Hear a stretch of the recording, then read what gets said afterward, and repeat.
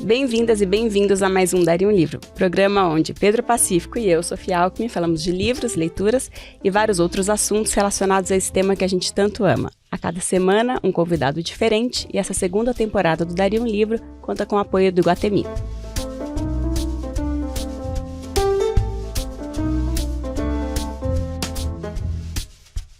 Gente, o nosso convidado de hoje não é que ele é especial, ele é especialíssimo. O clima tá até melhor aqui hoje, né? Vou apresentar ele pra vocês. Ele nasceu na cidade de Formiga, em Minas Gerais. Ele é padre, cantor, escritor, professor universitário e palestrante, graduado em filosofia e teologia, pós-graduado em educação e mestre em teologia sistemática. Já vendeu mais de 3 milhões de cópias de CDs e mais de 3 milhões e meio de cópias de livros. A gente tem noção que isso é um fenômeno, considerando já as 16 obras que ele publicou. Em dezembro de 2019, entrou no ranking do Instituto Qualibet como um dos maiores influenciadores digitais do Brasil, com mais de 26 milhões de seguidores no Instagram. Ou seja, estamos com um fenômeno que conquista o coração de milhões de brasileiros, Padre Fábio de Mello, que acaba de lançar A Vida é Cruel, Ana Maria, Diálogos Imaginários com Minha Mãe. Padre, seja muito bem-vindo. A gente está primeira participação do Padre em um podcast, então estamos muito especiais. Estou fazendo a minha estreia no podcast, no mundo do podcast. Olha, era um sonho nosso. E ter alguma estreia do Fábio não deve ser fácil, né? Porque já deve ter feito de tudo. Que prestígio. Eu fiquei muito feliz com o convite, com a oportunidade de fazer o lançamento do livro aqui com vocês, já que é um espaço privilegiado para a literatura, o que é raro nos dias de hoje, né? Então, muito obrigado pelo convite, pela oportunidade. Que coisa boa, a gente está muito feliz, de verdade. E para começar esse papo tão gostoso, eu queria te fazer uma pergunta que eu faço para todo mundo que passa aqui. Antes do Fábio, escritor, padre, antes de tudo, quem é o Fábio leitor? Como começou isso? Os livros sempre estiveram presentes na sua vida? Você nasceu em uma casa de leitores? Como é que é essa relação? Não nasci numa casa de leitores, não. Eu nasci numa casa muito musical, então a literatura de alguma forma entrava pela boa música popular brasileira, em casa se ouvia boa música. E a minha primeira experiência com os livros foi quando, no meu primeiro dia de aula, uma bibliotecária que marcou a minha vida de forma muito definitiva, Dona Conceição, nunca mais me esqueci o nome dela. Quando ela nos apresentou a biblioteca do grupo municipal em que eu fui ser alfabetizado, ela criou uma liturgia. Ela não só disse, aqui é a biblioteca. Não, ela criou uma liturgia, uma narrativa que me envolveu muito naquele momento. Eu já tinha muita sensibilidade, eu nasci com a sensibilidade muito aguçada para a percepção da beleza, da transcendência. Então ela nos disse assim, nesta sala moram muitas pessoas interessantes, muitos lugares fascinantes, mas para conhecê-las, vocês terão que ler os livros. E aquilo, eu acho que foi um anzol que me salvou da minha mesmice, daquela minha vida sem muita novidade, porque nasci muito pobre, muito sem recursos. Então, o meu mundo era muito pequeno, era um mundo muito restrito. E a literatura abriu os meus horizontes. Então, eu comecei a minha experiência de leitor muito cedo, muito jovem, e quando adolescente já tinha lido os grandes clássicos da literatura brasileira, alguns clássicos da literatura universal. Então, o meu primeiro encontro com o livro foi como um leitor que, de fato, encontrou ali uma válvula de salvação. Eu sempre digo isso, o conhecimento me salvou. Porque não foi um processo normativo. Meu pai era um leitor e me ensinou a ler, minha mãe não. Eram pessoas muito simples, com muita sensibilidade também, mas não tinham a instrução para que eu pudesse imitá-los de alguma forma. Olha aqui, tem muitas bibliotecárias que marcaram a vida das pessoas, e né? normalmente os nomes das pessoas nunca esquecem. Não esquecem, isso é muito bonito mesmo. E sabe o que é bacana? É a gente ter a oportunidade de dizer isso em vida, né? Dona Conceição ouviu isso de mim. Nossa, imagina o orgulho dela. Ela me mandou uma cartinha, não tem muito tempo, numa entrevista que eu dei, eu contei a história, e ela lembrava de mim como aluno, E ela me mandou uma carta muito carinhosa, dizendo da satisfação que ela tinha. Porque você sabe qual que foi a minha maior alegria como escritor? Não foi vender esses milhões de cópias. É claro que é bacana você saber que você entrou na vida de tantas pessoas. Mas foi quando eu soube que a Biblioteca Municipal da minha cidade tinha todos os meus livros. Ai, que demais. Demais. Então eu fiquei muito feliz com essa conquista. Um lugar que você sempre, né, viu e cresceu vendo aquele lugar, aí você pensar que estão os seus livros. Estão os meus livros lá, ao lado daqueles que eu já Sim, li um dia. exatamente. Você está fazendo parte daquela história. Depois que eu esgotei todos os livros do Grupo Municipal, que era um acervo restrito, menor, e eu me matriculei na Biblioteca Municipal, foi aí que eu tive acesso aos autores que de fato, depois pelos quais eu me apaixonei. Uau, que legal. Padre, e a igreja? Como que veio esse chamado? No seu livro você fala bastante da fé da sua mãe, né? E imagino o quanto isso deve ter te impactado, também te influenciado. E eu até queria fazer um paralelo no começo do livro de um trechinho que você fala. Há os que se dedicam porque se compadecem, mas há os que se dedicam porque não querem se sentir culpados. Eis as forças motrizes que movem os que administram as nossas insuficiências. Culpa e compaixão. Teve também culpa e compaixão na sua escolha? Eu acredito que ninguém consegue viver sem o estigma da culpa e o benefício da compaixão. Sim. Esse trecho que você leu, ele trata justamente do momento que minha mãe chega ao mundo, né? Naquele tempo, nascer menina era quase que uma decepção para a família, né? Todo mundo gostava de ter um menino em casa, dava menos trabalho. E quando eu falo da indigência dela enquanto uma menina que chegou num meio que precisava ser amada, essa reflexão é válida para todos nós. Porque em muitos momentos da nossa vida nós esbarramos na compaixão das pessoas. E não... mas nem sempre. A compaixão é quando o outro é capaz de sentir tudo que é próprio nosso. É um sentimento absolutamente elaborado do ponto de vista espiritual, muito difícil de ser alcançado. Compaixão é só mesmo para pessoas muito evoluídas. Geralmente nós orbitamos no horizonte da culpa. Eu faço é porque não quero me sentir culpado, eu cuido é porque não quero me sentir culpado. E às vezes a gente até acha que isso é amor, né? A gente confunde muito a compaixão com a culpa. E muitas vezes, movidos pela culpa, nós passamos uma vida inteira. E às vezes a nossa experiência com Deus, ela passa muito pelo horizonte da culpa. Sim. Não é porque a gente se sente compreendido ou amado por um Deus que nos é superior, por uma força que nos é superior. Não, é porque a gente tem medo dela. Então, a minha reação àquilo que eu tenho medo, muitas vezes, é evitar fazer o que vai me fazer sentir culpado depois. E com a minha mãe, a minha experiência com Deus passou muito por ela, né? Existem alguns pontos até que são quase heréticos nos meus diálogos com ela. Quando eu digo que quando eu estou diante de minha mãe, eu estou diante de Deus. Para mim não tinha muita diferença quem era Deus e quem era minha mãe. Foi a primeira elaboração que eu consegui fazer do sagrado, foi a minha mãe. Não, às vezes a gente até mesmo enquanto eu escrevia, eu pensava, por que meu pai não teve essa força toda em mim, né?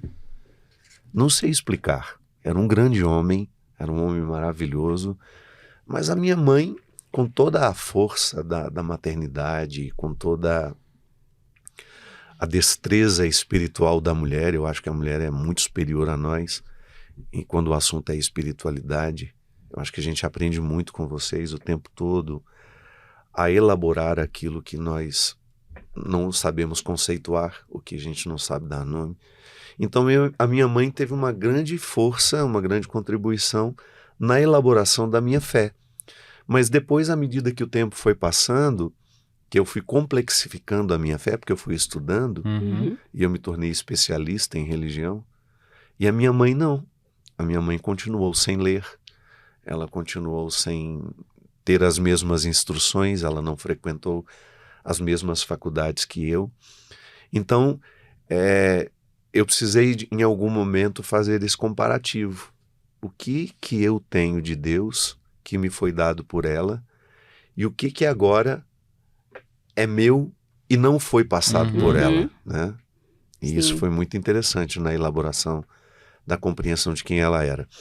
E tanto é que o meu maior desespero, porque o meu maior medo da vida inteira foi que minha mãe morresse. Nossa, sabia que também... Eu até escrevo no meu livro isso quando eu tava nas crises que eu tinha. O meu maior medo era a perda da minha mãe. Porque é como se eu perdesse todo o meu chão, fosse com ela. Justamente. Tanto é que existe uma frase que abre o livro que muita gente torce o nariz. Sim, eu até te falo dessa ruim, frase. Né? Não gosta, acha estranho. Depois que morre a minha mãe, morre também a minha obrigação de ser feliz. Não é que eu não vou ser feliz, não, pelo contrário, faço de tudo para ser. Eu não quero desperdiçar a minha existência. Mas perco a obrigação.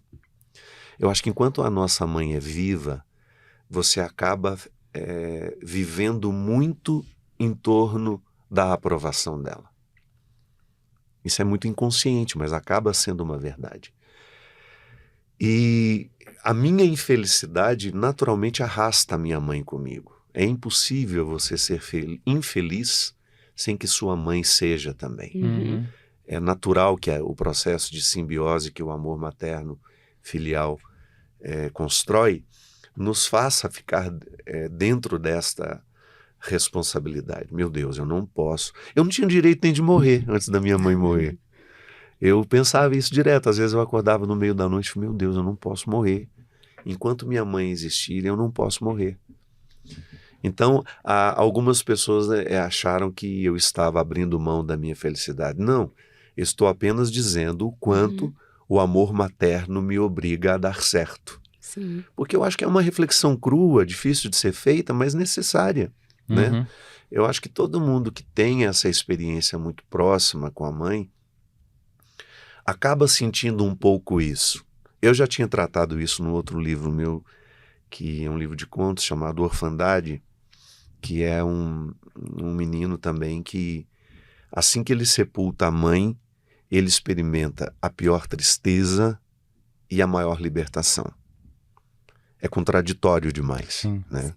Mas muitas pessoas se libertam do ponto de vista psíquico, emocional, quando perde o vínculo que de alguma forma era o mais prazeroso, era o mais amoroso, mas era também o que mais cerceava.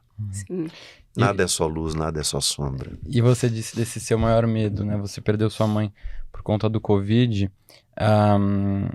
E aqui no livro, né, até pelo título, a gente vê que é um livro que mostra a importância dela na sua vida, mas também, a partir desses diálogos com a sua mãe, você conta muito sobre a sua própria vida, né? É um livro muito autobiográfico. Muito. Não só desses diálogos com a mãe, mas é você contando para ela muito do que você viveu, relembrando os momentos juntos, desde a infância dela até a sua infância. E eu não sabia, mas as dificuldades que vocês viveram na sua infância, né? Uma infância muito pobre, com muita falta, né? Muita escassez. E aí eu queria te fazer essa pergunta sobre essa sua infância. Você teve uma infância feliz? Quando você lembra desse seu passado? Porque lendo o livro, e gente, já adianto, assim, é um livro belíssimo, uma escrita muito linda e potente. A gente fica, né, doído. É muito impactante, né? Você sente, assim, o que a pessoa... Não sei, acho que a gente fica até um pouco abalado, ainda mais quando você vê alguém contando quando era criança, o que passou. Você se considera que você teve uma infância feliz? Eu acredito, Pedro, que a palavra felicidade ela não se aplica muito àquilo que eu vivi. Eu tive uma vida extremamente difícil do ponto de vista emocional. Eu fui exposto a sentimentos para os quais eu não estava preparado. Eu fui exposto a situações para as quais eu não tinha a menor possibilidade de lidar com elas. E a minha mãe acabou sendo um espelho onde eu vi tudo isso.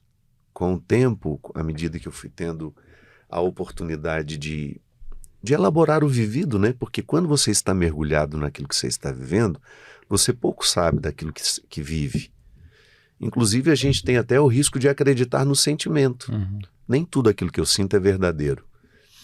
Então, muitas coisas eu vou desmascarando com o tempo, à medida que eu vou me distanciando.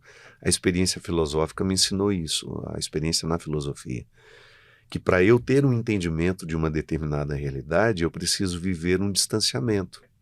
Então, se eu quero compreender um relacionamento, eu não posso tentar vê-lo enquanto ele está inflamado, no auge do seu acontecimento, Sim. ou da sua alegria ou da sua dor. É uma experiência de distanciamento. Hoje, quando eu me distancio da minha infância, eu descubro que eu não fui feliz. E não tem nenhum problema em reconhecer isso. Uhum. Porque eu não me posiciono diante da vida que foi infeliz como um juiz que precisa declarar uma sentença. Não há culpados e não há inocentes. A vida aconteceu exatamente como podia ser. Meu pai foi pai exatamente como ele pôde ser. Minha mãe foi mãe exatamente como pôde ser. Meus irmãos. Então, hoje, quando eu olho para o passado, no espelho que é minha mãe, que esta é justamente a proposta do livro, olhar para mim e ela ao mesmo tempo, né? Eu gosto muito da filosofia personalista de Martin Buber, que dizia que quando duas pessoas se encontram, nasce ontologicamente uma terceira. Uhum. Tem vida própria.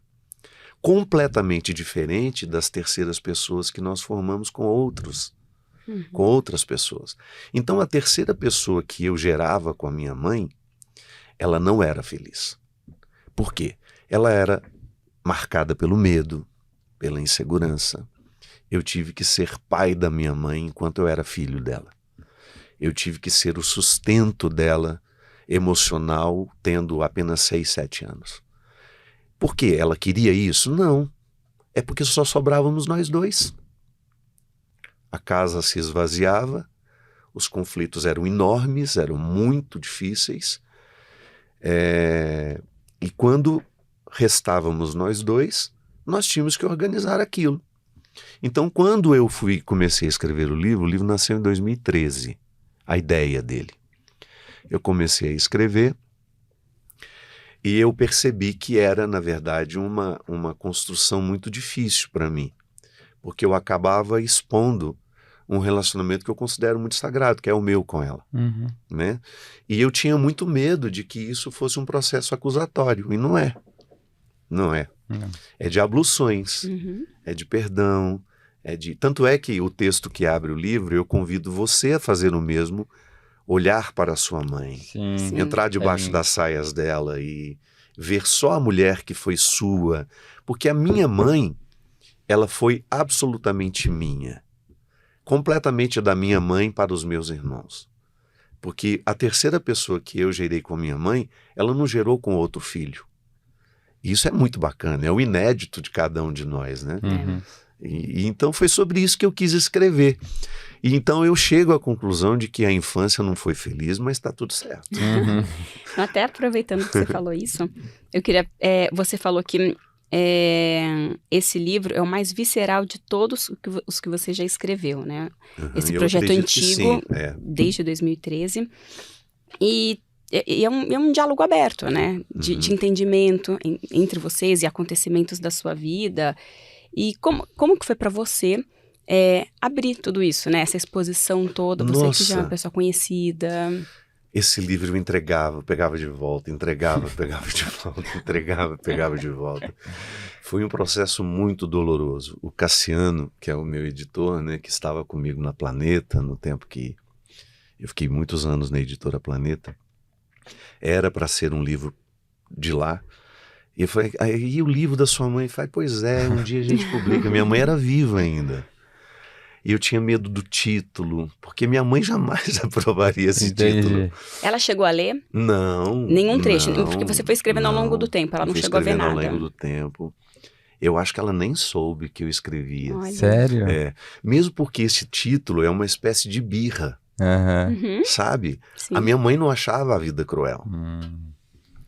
Então, às vezes eu sinto que sou eu sacudindo ela e falando assim, mãe, acorda que a vida é cruel.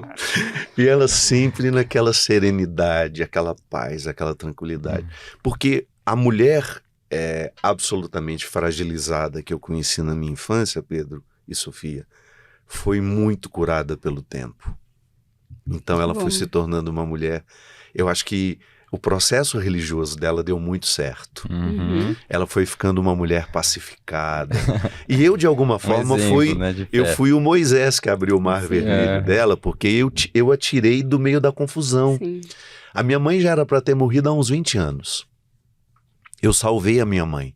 Eu dei uma sobrevida a ela. Todos os meus amigos, todas as pessoas que me conhecem, que conheceram a dona Ana, né, como eles carinhosamente a chamavam, sempre diziam isso para mim: Fábio, se você naquele momento não tivesse tirado a sua mãe da casa onde ela morava, da situação em que ela estava, e tivesse construído um núcleo solitário para ela, solitário no bom sentido, de ela ter a privacidade dela, de ela não ter que arcar com todos os problemas dos filhos e ficar um pouco mais protegida, que eu acabei criando uma redoma, construção para protegê-la. Ela não teria vivido tanto, e ela viveu. E este período que eu considero que foi salvífico para ela, foi de muita felicidade, e ela se reconciliou muito com ela, com a vida, com os filhos e com tudo aquilo que ela podia. Não, e ainda no processo da escrita dele, é um livro que foge um pouquinho dos gêneros, né, dos livros que você escreve. É um livro denso, com um vocabulário rico, e você, em algum poético, momento, muito poético, filosófico, né, tem interpretações, as frases são lindas. Você em algum momento ficou preocupado de não causar um estranhamento, mas das pessoas sentirem dificuldade para ler ou alguma coisa assim? Não, porque eu acho que o meu leitor me acompanha. Eu me sinto muito privilegiado nos dias de hoje, num tempo em que as pessoas estão tão preguiçosas para o profundo, para a reflexão, para a poética, eu perceber que eu ainda tenho muita gente comigo. E eu lembro que o meu primeiro livro na Planeta, que eu não me lembro qual foi, eu imediatamente recebi assim não foi bem uma crítica, foi uma sugestão. A gente amou o livro, mas a gente queria simplificá-lo um pouco. Eu falei: não, então muito obrigado, não preciso publicar. Eu não sou adepto da simplificação, porque eu não gosto de um livro simplificado. Eu gosto de escrever para o meu leitor um livro como eu gosto de ler. Entendeu? Eu sou fascinado pela escrita que me instiga a pensar, que me instiga a sentar num canto ali da minha casa e a reelaborar o meu pensamento. Penso: meu Deus, eu nunca tinha pensado sobre isso. Ler uma coisa que todo mundo já disse, eu acho que não faz muito sentido. Eu tenho muito respeito pelo meu leitor. E eu sei que o meu leitor não vai parar na primeira expressão que ele não entender. Mesmo porque eu gosto de contextualizar, eu vou e volto, eu sou naturalmente prolixo. Então, às vezes eu falo uma coisa muito complicada no início, eu era assim como professor.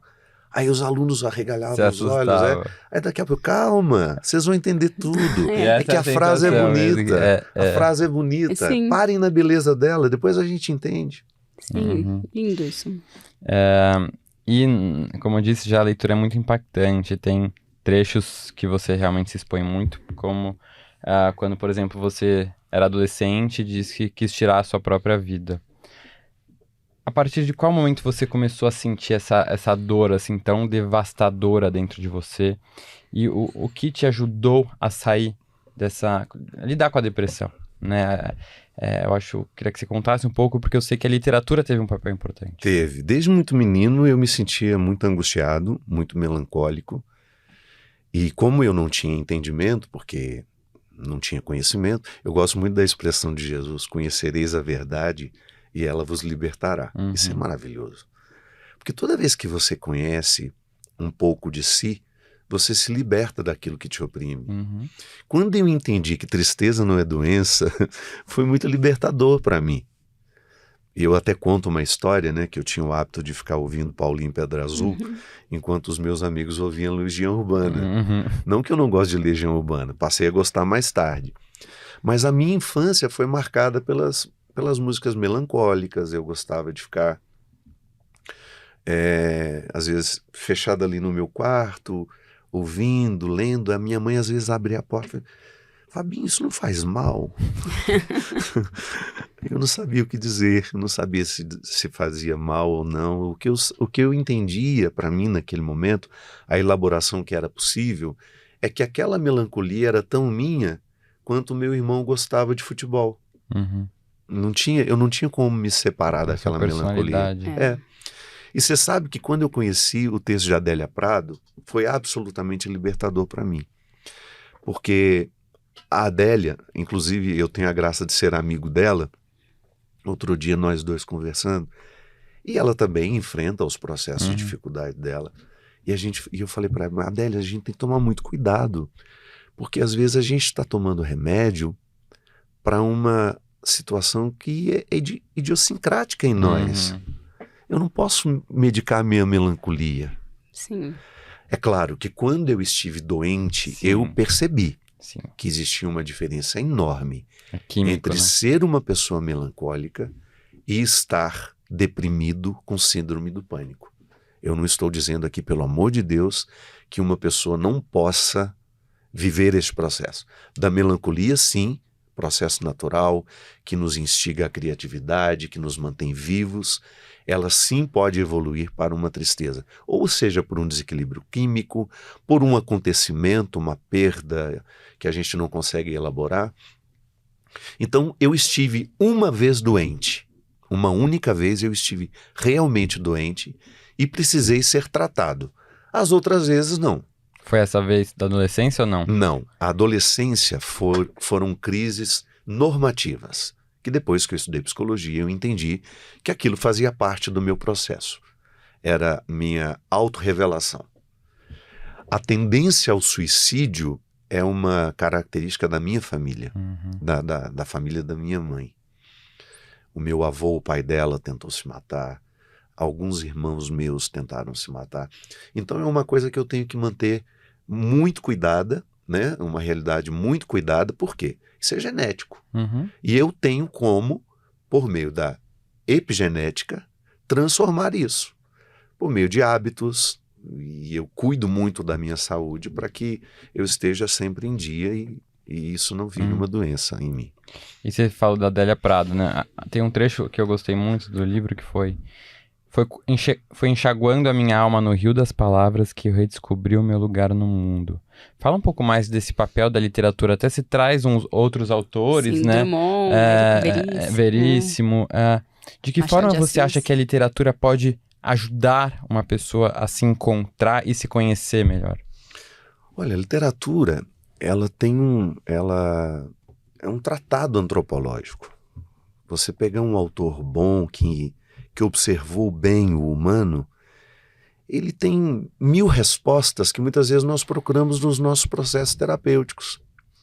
Quando eu li Em Busca do Tempo Perdido, do Proust, eu tive uma sensação de que todos os sentimentos humanos me foram revelados de forma muito, muito elaborada.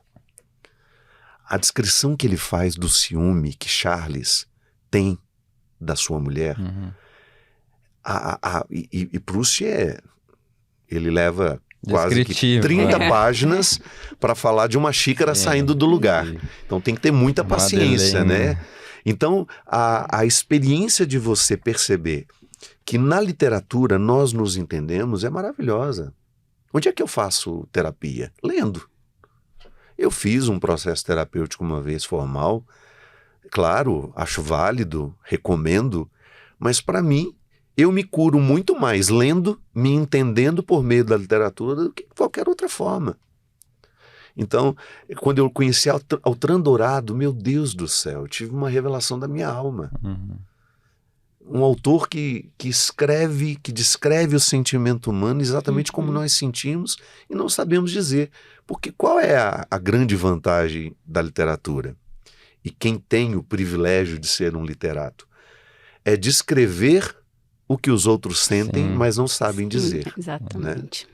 O bom autor é aquele que descreve o que a gente sente. Eu fiz um post sobre isso exatamente ontem. Por isso que a gente se apaixona por eles. A gente se vê neles. Né? A gente se vê neles. Olha, eu não fico nervoso diante de famoso nenhum.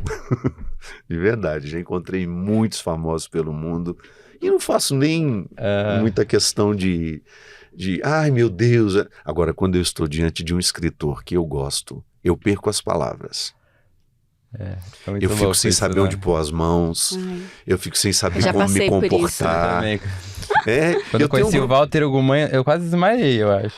Eu tenho um grupo de WhatsApp que tá Walter Ugumãe, tá Mia Couto. Eu não sei me comportar ali, sabe? Eu não sei o que falar ali. Eu só observo. Tava Nélida Pinhon. Nélida, então. Eu fui muito amigo de Nélida numa ocasião da nossa vida em que a gente teve a oportunidade de estar muitas situações juntos. Nélida me incentivou muito a escrever. Ela foi uma pessoa necessária na minha elaboração como escritor. E ela me dava conselhos fabulosos. Então, às vezes eu ficava... E eu sempre que me encontrava com ela já era uma amiga, eu ia à casa dela. Você ficava nervoso. Eu ficava nervoso de bater na porta ou de encontrar-me pessoalmente com ela. A mesma coisa a Adélia. Se eu sei que eu vou ter um encontro com ela hoje à tarde, de manhã eu já fico nervoso. Diferente dos outros famosos que eu encontro, e tá tudo certo. Eu ajo naturalmente com a fama. Não tenho problema com ela. Mas agora, o escritor, a escritora, realmente eu não sei como me comportar. Adorei. Até hoje, mesmo sendo amigo, né? Engraçado isso. Você se destaca muito, né, em todas as áreas, por ser uma péssimo. pessoa... Não acho. Eu acho assim, eu valorizo muito gente que tem personalidade. E acho que as pessoas também, por isso que você faz sucesso, né? Você é uma pessoa simpática, acessível, leve, e que consegue passar com leveza mesmo as coisas que fala. E seja falando de religião, de filosofia, você é divertido, faz piadas.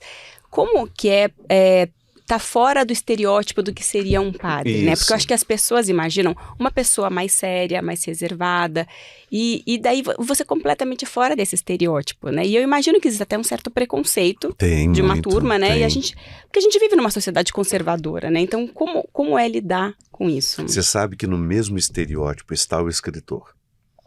Porque eu não tenho um comportamento de escritor. Eu não tenho uma rotina de escritor. Eu não tenho uma vida de escritor. O que faz muita gente olhar para mim, nunca leu nada do que eu escrevi e faz... Sei não. Porque eu fiquei muito no mundo do entretenimento. Aquela imagem do intelectual, não né? tenho. Isso aí é uma coisa difícil. Só quem de fato me acompanha, me escuta, ou foi aluno meu... Ou lê o livro. Ou de alguma forma lê alguma coisa que eu escrevi. Pode pensar, não. Eu tive uma experiência assim, muito interessante, de um grande cara dentro do mundo da literatura que me confessou, padre, eu sempre olhava meio torto quando falava que você escrevia. Até que um dia um amigo meu me mandou um livro seu e eu de preguiça abri. E não consegui parar de ler o primeiro conto, que era um livro de contos chamado Mulheres de Aço e de Flores, que inclusive a Marília Pêra ia fazer no teatro. Ela morreu preparando isso. Sério? Que pena. Ia ser uma grande chance para mim como escritor, né, ter um texto meu saindo deste meio. Porque tanto o padre quanto o escritor pedem liturgias diferentes. Sim. E como a música ela é muito egoísta e ela acaba sugando a pessoa toda e não sobra muito, e ela nos coloca em lugares de muita dispersão, fica difícil. Fica muito difícil. Eu, em alguns momentos da minha vida, eu tive a ilusão de que a fama é conciliável com a vida sacerdotal. Não é. Hoje eu tenho toda honestidade em dizer que é muito difícil você ser padre e ser uma pessoa famosa. Eu imagino. É um desafio enorme. Claro, a fama pode me fazer chegar às pessoas e elas se interessarem por aquilo que eu faço, mas também pode dificultar demais. Porque a gente acaba associando que onde há fama, onde há muita notoriedade, pode não haver conteúdo. E isso realmente tem esse lado de você ter que lidar com esses preconceitos, mas também tem um outro lado que deve ser também muito cansativo de você ser muito famoso, ser acompanhado por milhões de pessoas, mas não é um simples famoso. Você é como o escritor que né, você admira muitos escritores, para muita gente você é o Padre Fábio de Mello, que é uma pessoa perfeita. Isso. Que é uma pessoa... É praticamente um deus, né? Você é endeusado pelas pessoas. Você vai ter todas as respostas, você vai ter as soluções, a solução para dor, para perda. Isso gera uma... Como você lida com uma pressão assim como ela? Ela é angustiante? Essa eu não aceito não, Pedro. Eu faço questão de, sempre que posso, contar a verdade. Não sou... Às vezes, quando recebo as pessoas no camarim, elas vêm com todas as expectativas do mundo, né? De que eu tenho as respostas para todos os problemas. Eu olho nos olhos e falo, olha, eu não tenho nem para as minhas. Nós podemos trocar experiências. Eu posso te dizer o que pode dar certo comigo, mas eu não te dou garantia de que isso vai funcionar com você, porque o ser humano não é formatado igual um computador. Nós não somos um programa que, se você mexeu num software, vai dar exatamente o mesmo resultado nesta e naquela máquina. Nós não somos assim. E muitas vezes a figura religiosa foi construída desta forma. De uma maneira, às vezes, até mal intencionada, sabe? De querer parecer que estamos prontos. Não, eu não quero isso para mim, eu não estou pronto, eu não tenho respostas para tudo. Deus não resolve todos os meus problemas, Ele não me priva de passar pelos meus processos humanos. Porque às vezes a gente também tem uma visão mágica. Ah, porque ele tem Deus. Como é que ele pode ter tido depressão se ele é um padre? Pois é. Está aí a minha contradição. Tenho Deus no meu coração? Tenho, e não abro mão dessa possibilidade em hipótese alguma. Eu acredito mesmo na divindade que me habita, mas ela não me priva de passar pelas consequências dos meus erros. Porque senão eu estaria crendo num Deus imaturo, né? Que fica mexendo as peças no tabuleiro. Não é assim que eu creio. E este não é o Deus ensinado por Jesus, que é o meu referencial de verdade. Eu acho que ver que tem um humano por trás do padre, né? Isso é muito importante. Até uma das mensagens mais bonitas que eu recebi quando eu me assumi gay e postei o vídeo nas redes sociais foi do padre que acompanha a minha família. Ele é maravilhoso, maravilhoso. E ele se pôs tão humano naquela mensagem, se dizendo que também tem suas angústias e que não podia ter imaginado as angústias que eu vivi, que ele me acolhia naquele momento. Eu acho que é isso que você consegue transmitir, apesar de se mostrar falho como a qualquer ser humano, que você acolhe muitas pessoas. Eu acho isso um diferencial seu maravilhoso. Pedro, seria muito contraditório da minha parte, porque eu não entrei pela porta da frente. Eu nunca fui aquele seminarista acreditado. Eu nunca fui o menino que todo mundo olhava e dizia, esse aí vai ser padre. Não. Eu sempre fui aquele que, de alguma forma, era preterido, que não teve todas as oportunidades. Então, seria muito contraditório da minha parte se a minha experiência religiosa me levasse para um lugar diferente do que o que eu ocupo. E eu, se a minha religiosidade não me transforma numa pessoa com condições de entender de que eu não sou melhor que ninguém, eu preciso questionar essa espiritualidade. Eu acho que a evolução espiritual, ela nos faz entender que nós não somos melhores que ninguém. Pelo contrário, eu acho que quanto mais evoluída uma pessoa fica do ponto de vista espiritual, mais humilde ela se sente, porque ela teve contato com todas as suas misérias. Que foi justamente um pouco do que eu percebi na minha mãe, que foi o desespero. Eu percebi, gente, minha mãe está pronta para morrer. Você sabe que eu notei isso? É mesmo? Foi mais ou menos 1 ano antes dela morrer. Numa visita que eu tinha feito a ela, eu achei a minha mãe tão em paz, tão sem necessidade de julgar quem quer que seja, todas as situações muito, muito tranquilas para ela. Falei, Jesus, eu tô achando que minha mãe está pronta para morrer. Nossa. E é assim, né?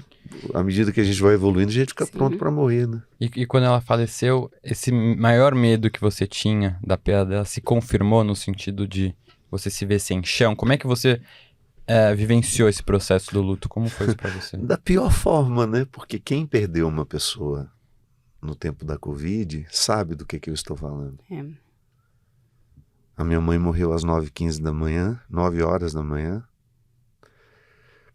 Eu recebi o comunicado, foi um dia para deslocá-la de Uberlândia, onde ela estava, onde ela morava, para a cidade onde nós nascemos, onde ela nasceu, lá em Formiga.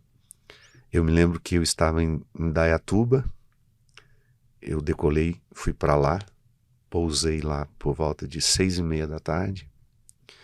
O corpo ainda não tinha chegado, estava chegando. O sepultamento foi à noite. Eu acho que é o pior momento do livro para mim, é quando eu descrevo isso. São cenas que você nunca mais vai se esquecer. Você tem que acreditar que aquilo é o fim. Um fim sem liturgia, sem cuidado, sem preparo. Um fim absolutamente silencioso, quebrado apenas pelo nosso desespero, que de vez em quando irrompia num choro, enfim. Então, eu acho que a forma como ela morreu, a forma como eu precisei me despedir dela, tornou tudo muito pior. E foi justamente isso que me dificultou demais depois retomar o livro, né? Porque aí eu comecei a fazer as perguntas que envolviam o processo final. Sim. Porque quando o médico disse para mim, ele ligou e falou assim: padre, sua mãe teve ontem uma parada cardíaca, nós reanimamos, mas hoje ela não resistiu. Nossa. Ele não disse ela morreu, ele disse ela não resistiu. E aí eu peguei o verbo resistir, né? E eu fiquei pensando, eu me coloquei dentro daquele contexto de hospital, onde muitas pessoas padeciam do mesmo mal. Eu perguntei a ela: quem foi o primeiro que percebeu que você não resistiu? Quem estava ao seu lado? Quem registrou a hora da sua partida? E aí esse diálogo foi me levando para uma compreensão da finitude que sempre me incomodou muito. Eu desde menino, não sei se isso é da minha personalidade, eu gosto de andar pelo cemitério. Como diz Caetano Veloso, de perto ninguém é normal. E às vezes eu ficava olhando aquelas plaquinhas já descoloridas pelo tempo e ficava pensando assim: meu Deus, quem será que foi a última pessoa que chorou por esta aqui? Quando é que a nossa memória se apaga, né? Quando será que a última pessoa nesta experiência humana se recordará de nós? E o livro termina justamente assim, perguntando a ela sobre o significado desta finitude e que tanto nos assola ao longo da vida, e que eu acho que é um dilema para todos nós que perdemos alguém. Sim. Depois que morrem, né? Até mesmo a pergunta: quantos morrem naquele que morre? Não é uma pessoa só. Dependendo do quão ela é amada, morre uma multidão, né? Morre uma multidão pra gente numa pessoa só. Quando você fala da memória, que você eternizou a Dona Ana. A Dona Ana tá aqui, eternizada. Tá eternizada, vai ser lida por muitos e conhecida por muitos. Muito, muito emocionante, de verdade. E agora falando de conflitos religiosos, né, que sempre existiram, e recentemente agora a gente está vendo uma guerra acontecendo, que apesar de tem vários outros motivos, mas se você pensar, tem uma origem também de uma disputa religiosa, né? Como que você, como padre, vê essa dificuldade de entendimento entre religiões, entre fé e as pessoas que usam isso também para reconhecer machucar, e respeitar a outra religião seria talvez um medo da pessoa reconhecer que a minha religião não seja a verdadeira, né? Absoluta. Eu acho que tudo aí começa quando a gente tem a visão equivocada de que nós somos um povo especialmente escolhido, né? Isso se desdobra. É uma compreensão do povo de Israel, que depois Jesus vai ampliar. Quem é o povo escolhido? É só quem tem a identidade judaica? Não. É todo aquele que se integra dentro da proposta, é todo aquele que se identifica com a proposta. E onde estiver um ser humano ali, a presença de Deus estará. E eu sou a Jerusalém Celeste, você é a Jerusalém Celeste. Quando a gente começa a identificar um território geográfico como lugar da manifestação da predileção de Deus, a gente acaba criando conflitos geopolíticos, que no primeiro momento é religioso, é uma compreensão religiosa, né? Nasce da compreensão de que Deus nos deu um lugar para a gente proliferar a nossa espécie, até o momento em que esse espaço começa a ser disputado por muitas pessoas. Toda vez que eu vou à Terra Santa, eu vivo uma contradição, porque eu vejo uma geografia disputada.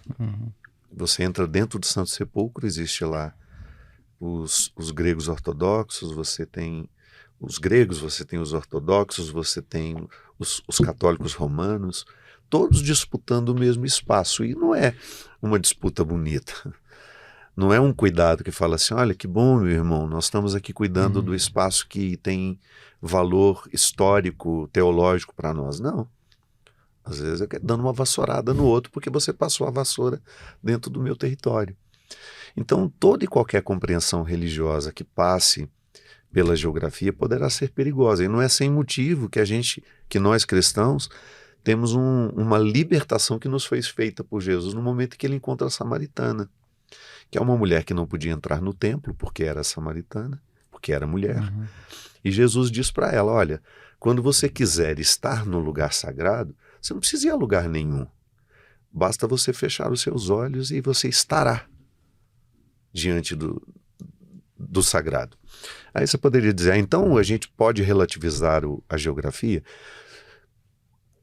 De acordo com a proposta de Jesus, nós até podemos valorizar a geografia, mas ela não pode ser um motivo de contradição para aquilo que para nós é o mais importante, né? Que é a comunhão com as pessoas. Imagina se por causa de um pedacinho de terra que a gente diz ser santo, a gente perde a amizade, alguma coisa está errada na nossa compreensão.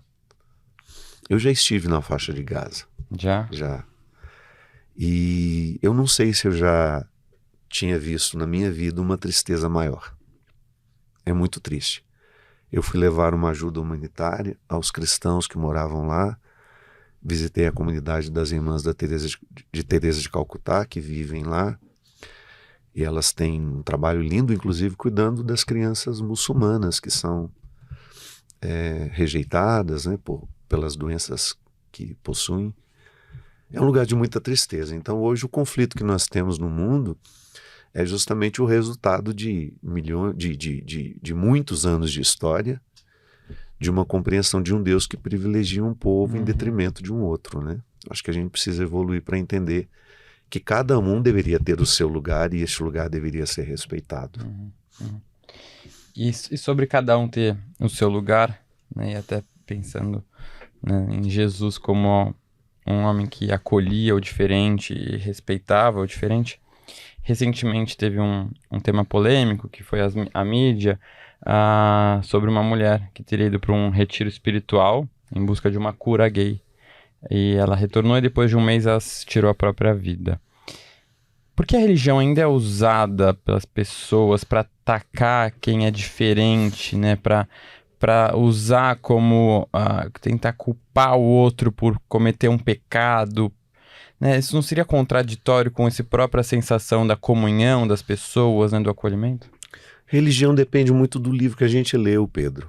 Depende da catequese que a gente fez, depende do processo de evolução que a gente viveu, de como nós fomos apresentados a Deus. Em que Deus a gente crê? Se você reunir 1000 pessoas que acreditam em Deus, é possível que você tenha 1000 respostas diferentes.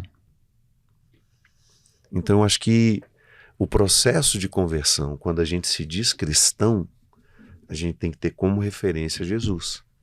Como Jesus viveu, como Jesus agiu, o que Jesus fez, o que Jesus escolheu. E é muito difícil você mensurar o quanto uma pessoa já é cristã. A medida, não existe essa medida. Agora, há indícios, há indicativos. Eu acredito que um bom indicativo para eu saber que eu estou evoluindo dentro do meu cristianismo é justamente a minha capacidade de viver respeitando o espaço daquele que é diferente de mim. Eu não tenho que pensar que a minha fé precise massacrar alguém para eu me sentir confortável na prática dela. Né? Sim. Padre, já que o nome do podcast é Daria um Livro, a gente queria saber se você tem alguma história para contar pra gente que daria um livro. Pode ser histórias que estão aqui no livro já, mas para quem tá ouvindo em casa, a história... Ou da sua infância, durante a sua formação, como cantor, como escritor, como filho. Alguma coisa que vem à sua cabeça, coisa... assim, em algum momento. Olha, eu já escutei tantas histórias lindas na minha vida.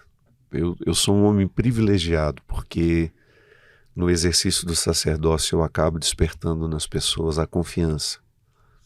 O que, aliás, para mim é algo sagrado. Eu tenho muito respeito pelas pessoas que se confiam espiritualmente a mim. Peço a Deus todos os dias para eu ser curado das minhas neuroses, para eu não impor as minhas neuroses em nome de Deus, porque muita gente faz isso. Sejamos. Porque às vezes o líder religioso, ele está tão doente do ponto de vista psíquico, emocional, que o Deus que ele prega tem exatamente o rosto das neuroses dele. Então eu sempre peço a Deus que eu escute as pessoas sem as minhas neuroses à frente. Então hoje eu posso dizer que já escutei muita, mas muita história bonita. Muita história de superação, de pessoas que entenderam o real significado da vida. Eu me lembro que uma vez, eu era ainda seminarista, eu fui fazer uma visita assim, a gente tinha... Os sábados à tarde a gente visitava as famílias e eu entrei dentro de uma casa que tinha uma senhora que tinha vários filhos, mas o filho, um deles tinha hidrocefalia. E ela convivia com aquilo há mais de 15 anos. A criança sobreviveu e quando eu entrei dentro do quarto, tudo muito cuidado, muito higiênico, tudo muito arrumadinho. E ela ali sentada do lado, muito calor naquele dia, era uma família pobre, ela abanando a criança. Me ocorreu um sentimento assim, meu Deus, essa mulher só vai descansar o dia que essa criança morrer. Eu acho que ela leu o meu pensamento. E ela olhou para mim e disse assim, padre não, naquela época era frater, você deve estar pensando, que vida difícil que eu tenho, né? Só que se esse menino for embora, eu não sei o que será de mim. Então eu vi muitas histórias bonitas ao longo da minha vida que dariam um livro. Muitas. Que deram, né? Inclusive a sua, que é maravilhosa. E agora a gente entra uma parte do programa que a gente adora. Indicação de livros. Você já leu muita coisa boa e sei que essa pergunta é difícil, mas se você puder contar pra gente livros que marcaram sua vida, pode ser uns 5 livros ou livros que você leu recentemente e gostou. Recomenda alguns livros aqui pro pessoal que tá nos escutando e assistindo.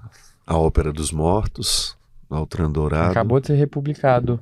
É uma nova edição, recebi em casa semana passada. Que bom. E, inclusive eu cito Rosalinda no livro como um exemplo de dualidade. Nossa, eu li tantos livros Em Busca do Tempo Perdido que eu acho que ninguém deveria morrer sem ler. Vai demorar? Vai. Uma viagem, uma jornada longa. Uma jornada. Proust é fácil? Não, mas vale a pena. Os Miseráveis, Victor Hugo. Meu Deus, é muita coisa boa.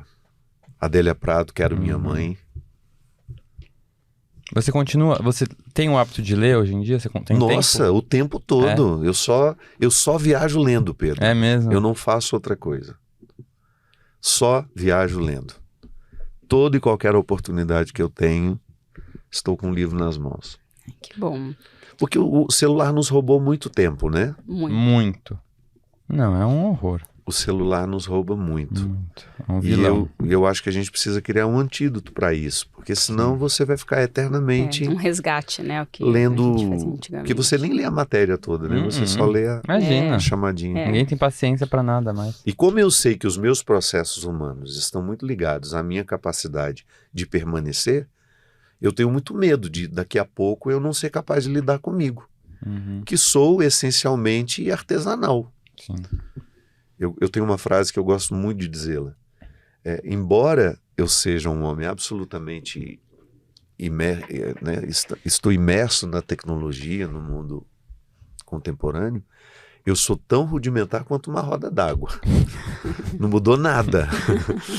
Os meus sentimentos, a construção deles, a elaboração deles é sempre artesanal. Analógico. E se eu perder a capacidade de lidar com o artesanal, eu perco a capacidade de lidar comigo. Aí eu vou ser um estranho para mim. Então, às vezes, eu vejo as pessoas desesperadas, achando que a leitura de um livro vai esclarecer quem elas são. Pessoas que depositam todas as fichas no terapeuta, né? O terapeuta é importante, mas ele é auxiliar. Pelo amor de Deus. Eu preciso ser especialista em mim. Só antes da gente continuar, tem um trecho, já está acabando até, que eu gostei muito, quando você fala de literatura no seu livro. Você fala assim, a arte é essencialmente inútil.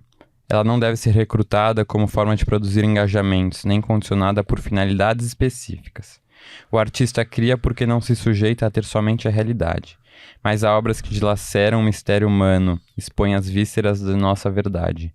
Quando ficamos diante delas, inevitavelmente fazemos uma leitura de nós mesmos. Foi o que aconteceu comigo quando li Altran Dourado. E é muito isso, né, de estar na leitura também, não por uma finalidade, mas pra gente, né, se conhecer, estar mais aterrado, assim, né, na humanidade. Eu tenho pavor da arte engajada. Pior pergunta que você pode fazer a um compositor: por que você escreveu essa música? Eu sei porque eu escrevi uma bula de remédio, mas não uma música. Por que você escreveu esse poema? Não sei. É sentimento. Se eu soubesse, talvez não teria escrito, né? Eu acho que o processo criativo, ele nasce justamente do não entendimento. Não é de um entendimento, é de um não entendimento. Não é uma resposta que desperta uma obra. Geralmente é uma pergunta. E, aliás, os bons escritores são aqueles que nos enchem de perguntas. Tanto é que a literatura de autoajuda, que eu particularmente, né, não consumo, não são livros que eu escolho ler, tudo que eu vejo que tem uma facilidade no título, não quero. Que seja um manual ou regras. Não, pelo amor de Deus, regra, manual, almanaque sobre mim. Imagina, não tem como, eu não quero isso para mim. Então, as facilidades, as propostas mágicas, corro delas. Agora, quem gosta de conviver com conflito, eu me aproximo. Tanto é que eu acredito assim, até mesmo como padre, né? Porque muitas vezes as pessoas vêm, nos enxergam como pessoas com todas as respostas prontas. Não tenho, não. Não tenho e não acho que terei. Eu vou viver fazendo perguntas. Eu vou conviver com a pergunta. É tão bom um livro que, né, incomoda, faz a gente se questionar. Né? Quebra o paradigma, né? Porque tem gente que só gosta de ler o que confirma. Ou você lê porque você vai seguindo as letras, né? Você tá se distraindo ali. Aquilo não te faz parar pra pensar em nenhum momento, né? Além do que tá escrito. E o óbvio, né? O óbvio tá na moda. Você já observou? Sim. Às vezes a pessoa, ela escreve uma frase óbvia, que todo mundo já disse milhões de vezes, e assina aquilo. Não, isso é enlouquecedor. Meu Deus, mas e as pessoas aplaudem como se fosse um gênio, né? Isso que... Porque aí você tem público para isso. Porque as pessoas estão na mesma maré, né? Estão na mesma maré. Sim. Então acho que a gente pode criar um movimento diferente. Eu acho que o programa de vocês, o podcast de vocês é uma proposta super interessante, porque resgata o valor da literatura nos dias de hoje. Sim. Nós precisamos voltar a ler. Por favor. E agora a gente vai para o ping-pong literário. São perguntas rápidas, respostas rápidas. Um bate-pronto aqui. Tá bom. Então, uma inspiração, um personagem da história para você. Um personagem? Real ou fictício? O Martin Deer, do Uma Fração do Todo. Um livro que você gostaria de ter escrito? Um livro que eu gostaria, Em Busca do Tempo Perdido. Uma grande inspiração na sua vida. Adélia Prado. Você abandona uma leitura quando não tá gostando? Não. Um bom filme ou série que você assistiu recentemente? Um bom filme Ou série? ou série? Ai, meu Deus. Tá sem vejo. tempo de assistir? Não, eu vejo muitas, mas assim que valeria a pena. Ou pode ser um que nem tão recente, mas que você indica. Olha, uma que eu vi na pandemia, que me encheu de poesia. Anne with Me. Ah, Ah, sei. eu não assisti, mas eu... Eu também. As Me pessoas encheu de amam, poesia, falam me que é encheu de lindo. poesia. E é a adaptação de um livro, se eu não me engano. acho que sim. Se você pudesse escolher Eu li o livro, inclusive. Ah, é? Depois eu li. Se você pudesse escolher um autor ou uma autora pra conhecer pessoalmente. Pode ser vivo ou autor? morto. É, o autor. Vivo ou morto? É. Pra ter um papo. Ai, meu Deus, eu gostaria de ter batido um papo com o Gabriel Garcia Eu Marques. também. Você também? Aham. O meu Demais. gato chama Gabo, então... A ópera 100 Anos de Solidão foi um livro que eu li, eu era adolescente ainda. E eu me lembro, eu li que outro dia eu estava ouvindo você dizer que você não chora com livro. Chora pouco.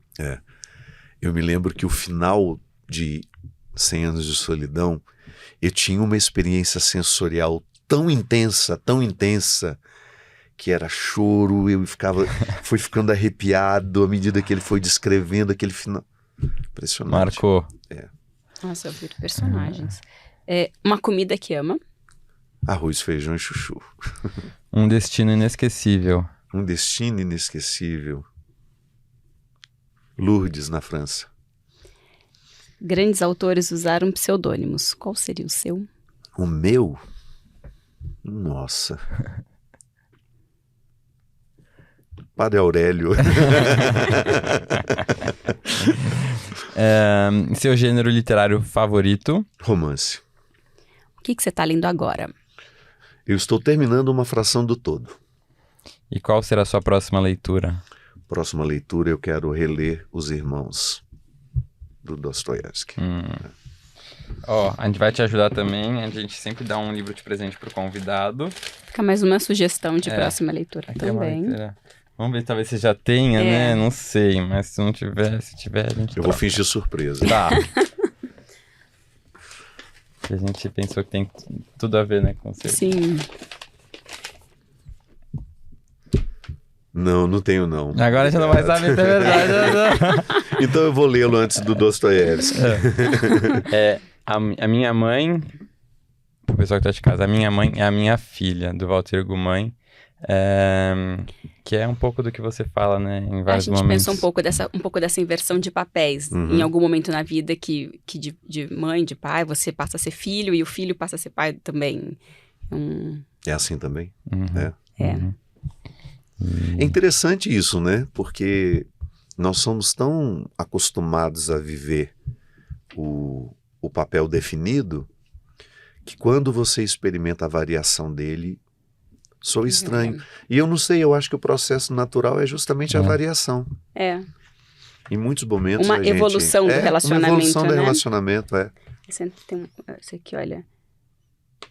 Cadê? Este livro é naturalmente para minha mãe, para as minhas irmãs e os meus irmãos, mas quero que contenha também um abraço especial a todos quantos cuidam de alguém, todos quantos usam seu gesto gentil para possibilitar ou facilitar a vida dos que estão à mercê ou simplesmente vulneráveis. Este livro é para quem impede o abandono e exerce a graça do amor acima de qualquer desafio. Que lindo. Achei lindo essa Muito lindo. apresentação. Obrigado, muito obrigado. Pessoal, primeiro uma última coisa só, padre.